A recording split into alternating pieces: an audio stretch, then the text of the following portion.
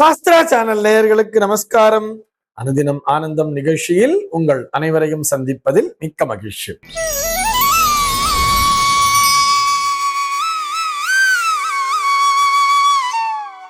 இன்று 11/4/2026 இந்த நாள் குறித்து பஞ்சாங்கம் என்ன சொல்றதுன்னு பார்க்கலாம் வாங்கோ. இன்றைய தினம் விஸ்வாவசு வருடம் பங்குனி மாதம் 28ஆம் தேதி சனிக்கிழமை. திதி பார்த்தோம்னா தேய்பிரை நவமி திதி இரவு 12:38 வரைக்கும் இருக்கு. அதனைத் தொடர்ந்து தேய்பிரை தசமி திதி ஆனது வந்து விடுகிறது. இன்னைக்கு நட்சத்திரம் பார்த்தோம்னா உத்திராடம் நட்சத்திரம் மதியம் 1:38 வரைக்கும் இருக்கு. அதனைத் தொடர்ந்து திருவோணம் நட்சத்திரம் என்பதும் வந்து விடுகிறது. இந்த நாள் முழுவதுமே ஒரு சித்தயோகம் கூடிய நாளாக அமைந்திருக்கிறது. இது போக பஞ்சாங்கத்திலே வரக்கூடிய யோகம் அப்படின்னு சொல்லி பார்த்தோம்னா இன்றைக்கு சித்தம் அப்படிங்கிற ஒரு நாம யோகத்தை கொடுத்திருக்கா. கரணம் பார்த்தோம்னா தைத்திலம் அப்படிங்கிற ஒரு கரணம் பகல் 12:01 வரைக்கும் இருக்கு. அதனை தொடர்ந்து காராஜை அப்படிங்கிற ஒரு கரணமானது வந்து விடுகிறது. இந்த நாளானது ஒரு மேல் நோக்கு நாளாக அமைந்திருக்கிறது. சென்னையை பொறுத்தவரை இன்றைய தினத்தினுடைய சூரிய உதயம் என்பது காலை 6:02 சூரிய அஸ்தமனம் என்பது மாலை 6:17 சந்திர அஸ்தமனம் என்பது மதியம் 12:56 சந்திர உதயம் என்பது இரவு 1:57 சம்பவிக்கிறது.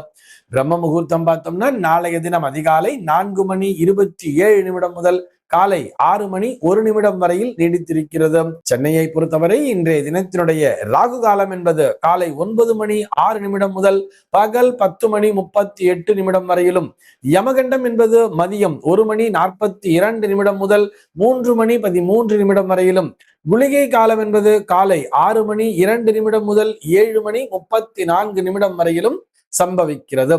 தினாந்தம் பார்த்தோம்னா இன்றைய தினம் இரவு 1:37 கொடுத்திருக்கா. சூலம் பார்த்தோம்னா இன்றைக்கு கிழக்கே சூலம் காலை 9:18 வரையில் அந்த சூல தோஷம் என்பது உண்டு. அதற்குரிய பரிகாரமாக தயிர் அருந்து விட்டு கிழக்கு திசையை நோக்கி பயணிக்கலாம் அப்படிங்கிறதையும் சொல்லி இருக்கா. இன்றைய தினத்தினுடைய ஆன்மீக தகவலாக, இதை ஆன்மீக தகவல் அப்படின்னு சொல்றதை விட ஜோதிட தகவல் அப்படின்னு தான் சொல்லணும். ஒவ்வொரு சனிக்கிழமை நாளன்றைக்குமே நம்ம மெடிக்கல் அஸ்ட்ராலஜி அப்படிங்கிற தலைப்பில் பார்த்துட்டு வரோம் இல்லையா. அந்த வரிசையில இன்னைக்கு என்ன பார்க்க போறோம்னு சொல்லி பார்த்தோம்னா, சர்க்கரை நோய் வருவதற்கு ஜாதக அமைப்பு தான் காரணமா அப்படிங்கிற ஒரு கேள்விக்கான விடையைத்தான் பார்க்க போகிறோம். இதுக்கு ஆமாம் அப்படின்னு சொன்னா இன்றைக்கு பெரும்பாலும் எல்லோருக்குமே சர்க்கரை நோய் என்பது வந்து விடுகிறது.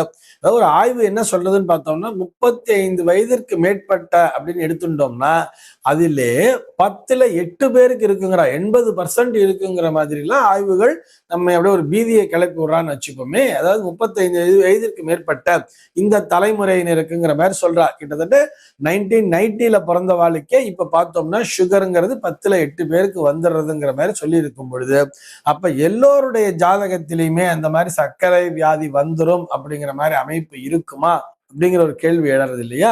இங்கதான் நம்ம அந்த டிஃபரன்ஸ் அப்படிங்கிறத பார்த்துக்கணும். இந்த காலத்துல நமக்கு யாருக்கும் உடம்புல உழைப்பே இல்லப்பா, யாரும் எதுவும் எழுந்து போய் ஒரு வேலையும் செய்யறது இல்ல, முதல்ல தரையில உட்காந்து சாப்பிட்றது இல்ல, வீட்டுல டைனிங் டேபிள் வச்சுக்கிறா, எல்லாமே ரிமோட் கண்ட்ரோலுங்களா, எழுந்து போய் சுவிட்சை போட மாட்டேங்கிறா, ஃபேனுக்கு கூட உட்காந்து இடத்துல ரிமோட் ஆப்ரேட் பண்ணிட்டு இருக்கா. இப்படி உடம்புக்கு எந்த எக்ஸசைஸுமே கொடுக்கலன்னா என்ன ஆகும், எல்லாருக்கும் சுகர் வரத்தானே செய்யும் அப்படிங்கிற மாதிரிலாம் நம்முடைய பெரியவர்கள் அங்கலாய்த்து கொண்டிருப்பதை நாம் கேட்டுக்கொண்டிருப்போம். இது என்ன ஒரு விஷயம் அப்படின்னா, இந்த சுகர்லயே டைப்ஸ்ல நிறைய டிஃபரன்ஸ் இருக்கு தெரியுமா.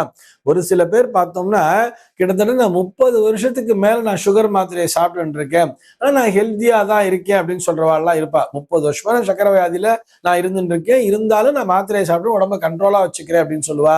இன்னும் ஒரு சில பேர் பார்த்தோம்னா சுகர் 2-3 வருஷம் தான் ஆகுது, ஆனா கண்ட்ரோலே பண்ண முடியல, என்னதான் நான் சாப்பாட்டுல கண்ட்ரோல் பண்ணா கூட, நான் வெறும் பாகக்காயா சாப்பிட்டா கூட, நான் வெறும் கோதுமையா சாப்பிட்றேன், அப்ப கூட எனக்கு சுகரே கண்ட்ரோல் ஆக மாட்டேங்கிறது அப்படின்னு சொல்றவாள்லாம் இருப்பா தெரியுமா.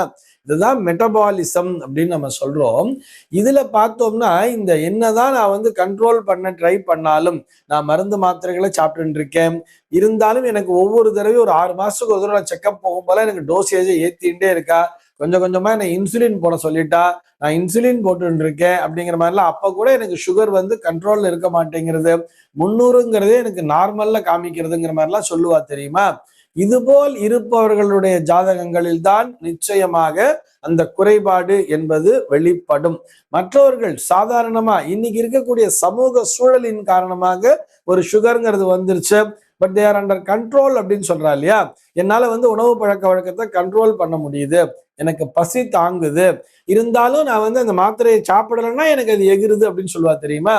அவர்கள்லாம் இந்த சமூக சூழலின் காரணமாக இன்றைக்கு இருக்கக்கூடிய நமக்கு உணவு பழக்க வழக்கங்களின் மூலமாக அந்த சர்க்கரை வியாதி வந்தவர்களாக இருப்பார்கள். இது குறித்து நிறைய டைப்ஸ் டிஃபரன்ஸ் எல்லாம் சொல்லுவா, பேராடைப்பி அப்படின்னா நிறைய டிஃபரன்ஸ் எல்லாம் இருக்கும். நம்ம அந்த டெக்னிக்கல் டேர்ம்குள்ள போக வேண்டாம். என்னதான் நான் ட்ரை பண்ணாலும் என்னால கண்ட்ரோலுக்குள்ள கொண்டு வர முடியலன்னு சொல்றா இல்லையா, அவர்களுடைய ஜாதகங்களில் தான் அதற்கான தாக்கம் என்பது இருக்கும். சரி, இந்த சக்கர வியாதியை தரக்கூடிய கிரகம் எது அப்படிங்கிறதுலயே ஜோதிடர்களுக்குள்ளாக நிறைய விவாதம் என்பது உண்டு. அவர்கள் சர்க்கரை அப்படின்னு வரும்பொழுது அது இனிப்பு அப்படிங்கிற மாதிரி வச்சுன்னு என்ன சொல்லுவார்னா, அதற்கு அந்த சுப கிரகங்கள் தான் காரணம். சுப கிரகம்னு சொன்னா யாரு? குருவும் சுக்கிரனும் தானே. இந்த குருவும் சுக்கிரனும் தான் வலுப்பெற்றிருந்தால், 6ஆம் பாவகத்தோடு தொடர்பு பெற்றிருந்தால் அவர்களுக்கு அந்த சர்க்கரை வியாதி என்பது கண்டிப்பாக வந்து சேரும் அப்படின்னு சொல்லியிருப்பார். இதுல இன்னும் ஒரு சில பேர் என்ன சொல்லுவாங்க, அது நீரிழிவு நோய் தானே சொல்றா. அந்த மாதிரி சக்கரை வியாதி வந்தவங்களால அவர்களால இந்த யூரின் கண்ட்ரோல் அப்படிங்கிறத பண்ண முடியாது. அந்த யூரின் கண்ட்ரோல் பண்ண முடியாதுன்னா அங்கே சந்திரன் என்கின்ற கிரகம் தொடர்பு கொள்ளும். அது நீர் இழிவு நோய் தானே சொல்ற. நீர் அப்படின்னு சொல்லிட்டாலே அது சிறுநீராக இருந்தாலும் சரி, எந்த ஒரு நீராக இருந்தாலும் சரி, உடம்பிலே ஓரக்கூடிய அந்த நீர் பகுதிகள் திரவம் அத்தனையுமே சந்திரனுடைய ஆதிக்கத்திற்கு உட்பட்டது. ஆக சந்திரன் என்கின்ற கிரகம் அதுவும் சுப கிரகம் தானே.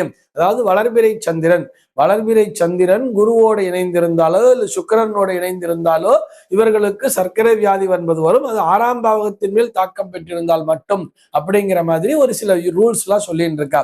இதுல என்ன விவாதம் என்னன்னா, குரு கொடுப்பாரா சுக்கிரன் கொடுப்பாரா அப்படிங்கிற அந்த ஒரு விவாதம் பெரிதாக சென்று கொண்டிருக்கிறது. இதுல என்னன்னு பார்த்தோம்னா, குருவானவர் இந்த கொலஸ்ட்ரால் பேஸ்ட்ல கொடுப்பார் அப்படின்னு சொல்றார். சுக்கிரன் தான் சர்க்கரை வியாதிக்கு அதிபதி அப்படிங்கிற மாதிரி ஃபைனலா ஒரு தீர்மானம் பண்ணியிருக்கா. நிறைய ஹாரோஸ்கோப்ஸ் எல்லாம் எடுத்து வச்சுட்டு ரிசர்ச் பண்ணுவா இல்லையா.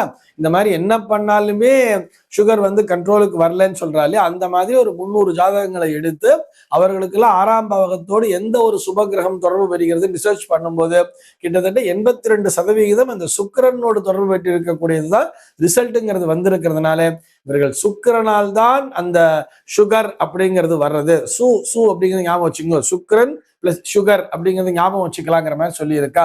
எல்லாவற்றையும் விட இந்த சுக்கிரன் தான் சுகத்தினை தரக்கூடிய கிரகம் தெரியுமா. ஒரு சுகவாசியா ஒருத்தன் உட்கார்ந்து இருக்கான்னு சொன்னா அதற்கு சுக்கிரன் என்கின்ற கிரகம் தான் காரணம். இப்படி அவன் சுகவாசியாகவே அமர்ந்து கொண்டிருக்கும் பொழுது அவனுடைய உடம்பிலே ஆட்டோமேட்டிக்காகவே அவனுக்கு எக்ஸசைஸ்லாம் எதுவும் இல்லாம போறது, எந்த ஒரு விஷயத்தையுமே அவன் கஷ்டப்பட்டு பண்றதில்லை, சிரமப்பட்டு பண்றதில்லை.